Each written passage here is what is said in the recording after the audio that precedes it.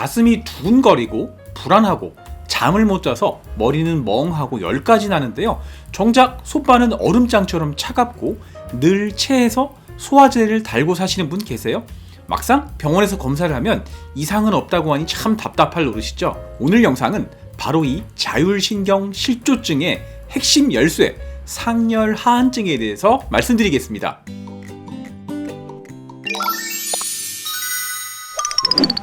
안녕하세요. 건강 정보를 자세히 들여다보는 건강 돋보기 TV의 한의학 박사 박지영입니다. 자, 상열 하한증이라는 이 병이적인 상태를 알려면 우선 수승화강이라는 말을 알아야 됩니다. 물과 불의 성질을 한번 떠올려 보면요. 물은 가만히 두면 어떻게 되나요? 자, 아래로 내려갑니다. 반대로 불길은 위로 치솟으려 하죠. 만약에 우리 몸에서도 물은 밑에만 있고 불은 위에만 있으면 어떻게 될까요? 서로 분리가 돼서 순환이 안 되는 상태가 되죠. 하지만 반대로 따뜻한 기운이 아래에 있고 차가운 기운이 위에 있으면 어떻게 될까요? 따뜻한 기운은 자연스럽게 위로 올라가려고 하고 차가운 기운은 내려오려고 하면서 서로 역동적으로 뒤섞이게 됩니다. 이게 한의학에서 말하는 건강의 핵심 원리 수승화강입니다. 이 반대로 위에는 뜨겁고 아래는 차가워서 수승화강이 되지 않는 상태가 바로 상열하한증이라고 합니다. 자, 그럼 상열하한증이 내 몸에서 구체적으로 어떤 신호로 나타나는지 한번 볼까요? 지금 말씀드리는 내용을 보면서요, 본인의 증상을 하나씩 체크해 보세요. 상열로 나타나는 증상은요, 두통, 어지럼증, 구강 건조, 구강 자결, 즉 혀통증, 입안 염증, 안면 홍조나 피부질환, 여드름이 잘 나타나고요. 탈모도 옵니다. 또 잠을 못 자고 불안하고 가슴도 답답하면서 늘 두근거리게 됩니다. 자, 하체가 차가우면요, 당연히 배가 차가워지면서 손발도 차가워지고요. 소화도 자주 안 되고 변비나 설사 반복되게 되고 위경련이나 복통, 즉 한의학에서 이야기하는 담적병 증상도 나타납니다. 또 밤에 소변을 자주 보시거나 방광염에 자주 걸립니다. 남성분들은 발기부전 증상, 여성분들은 심한 생리통이나 생리불순, 냉대화나 질건조증 증상이 나타납니다. 여러분은 이 중에서 몇 가지에 해당하시나요? 상열과 하한 증상 합쳐서 5가지 이상에 해당하시면 상열 하한증으로 볼 수 있어요. 그럼 이 상열 하한증은 왜 나타날까요? 첫 번째는 과도한 스트레스예요. 교감신경을 흥분시켜서 자율신경의 균형을 깨고요, 상체로 열이 치솟게 만듭니다. 두 번째는 불규칙한 생활습관인데요, 생체시계를 고장냅니다. 병동 간호사나 항공기 승무원, 교대 근무하는 경비원분들에게 증상이 많고요. 또 커피 같은 카페인 음료를 과도하게 복용하시면 교감신경을 흥분시킵니다. 또 부신 피로 증후군, 갱년기나 갑상선 호르몬에 문제가 있을 때도 잘 나타나고요.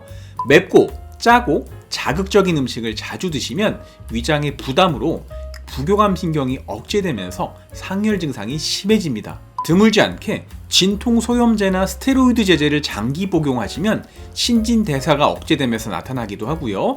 운동이 부족해지면 심폐순환이 안 되면서 상열하한증이 나타납니다. 자, 상열하한증이 있을 때 어떻게 하면 좋을까요? 7가지 추천해드립니다. 첫 번째는요, 따뜻한 물에 배꼽 아래까지만 담그는 반신욕을 추천해드리는데요, 이 상열하한증 환자는 기력이 고갈된 경우가 많아서 온도는 38도에서 40도 이내로 너무 뜨겁지 않게 30분 이내로만 하세요. 족욕 대신 반신욕도 좋고요. 두 번째는 충분한 수면인데요, 수면은 잠을 자는 동안에 과열된 상체의 교감신경을 꺼주는 아주 좋은 방법이자 몸에 에너지를 재충전해주는 행위입니다. 하루 8시간 이상 충분하게 수면을 취해주시고요. 수면 호르몬인 멜라토닌이 잘 분비되도록 방은 최대한 어둡게 암막 커튼을 치거나 수면 안대를 착용해 보세요. 그리고 잠들기 1시간 전부터는요, 스마트폰을 멀리 하세요. 블루라이트에 30분만 노출돼도요, 멜라토닌의 분비가 반 이하로 줄어듭니다. 세 번째, 주 3회 회당 30분 이상의 유산소 운동을 해보세요. 너무 강도를 높지 않게 살짝 숨이 차고 땀이 맺힐 정도만요. 네 번째, 정말 중요한데요, 멍 때리는 거예요.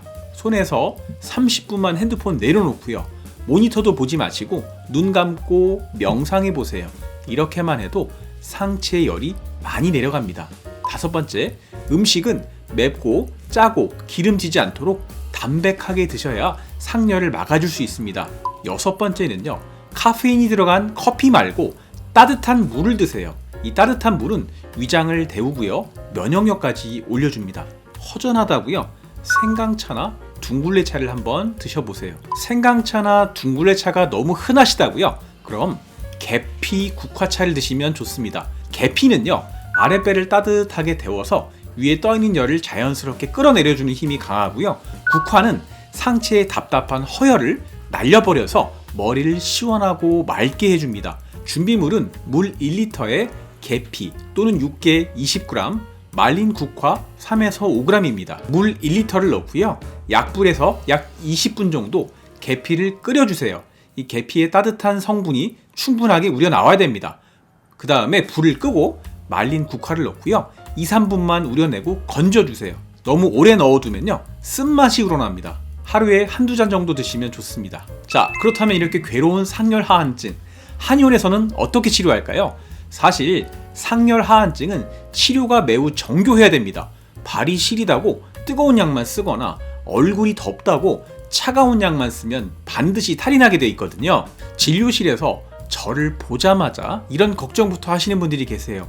원장님, 다른 곳에 갔더니 저는 몸에 열이 많아서 인삼이나 녹용 같은 보약을 쓰면 큰일 난다고 하던데요. 그럼 제가 이렇게 말씀드려요. 그거요, 반은 맞고 반은 틀리는 얘기예요. 상체에 열이 그만큼 몰려있다는 건요, 반대로 말해서 하체는 얼음장처럼 차단 이야기예요. 하체가 따뜻해져야 위에 있는 열이 아래로 잘 내려오며 순환이 됩니다 라고 설명을 해드리면 그제서야 고개를 끄덕이시죠. 이 상열 하한증 환자분들의 공통점이 있는데요, 바로 위장 기능이 매우 저하되어 있다는 점이에요. 이 위장은 우리 몸의 상하체를 잇는 중심축이자 고속도로입니다. 이 통로가 막혀 있으면 열이 위에서 아래로 내려가고 싶어도 못 내려옵니다. 그래서 치료할 때는 먼저 위장의 기능을 올려서 속을 따뜻하게 데워줍니다. 소화 효소 분비를 늘려서 중간 통로를 뚫어주는 거죠. 여기에 머리로 치솟는 열은요, 차분하게 가라앉는 약재를 정교하게 그 양을 조절해서 배 앞에 처방합니다. 위는 식히고 아래는 데우는 맞춤 처방이 들어갑니다. 증상이 심할 때는요, 일주일에 2-3번 정도 경락순환을 통해서 상하를 뚫어주는 침치료를 해주면 효과가 더 빠릅니다. 이 상열 하한증은요, 전신의 자율신경의 균형이 무너져서 나타난 문제로 우리 몸의 조절 장치를 다시 정교하게 세팅하는 과정이기 때문에 최소 6개월 이상의 장기 치료를 요하는 경우가 대부분입니다. 조급해하지 말고 뿌리부터 차근차근 바꿔나가야지 완치를 바라볼 수 있습니다. 오늘 영상에서는 우리 몸의 정상 에너지 순환인 수승화강이 안 돼서 상체의 열증과 하체의 냉증이 복합적으로 나타나는 상열 하한증의 정의와 생기는 원인, 도움되는 생활습관과 한의학적인 치료 방법까지 말씀드렸어요.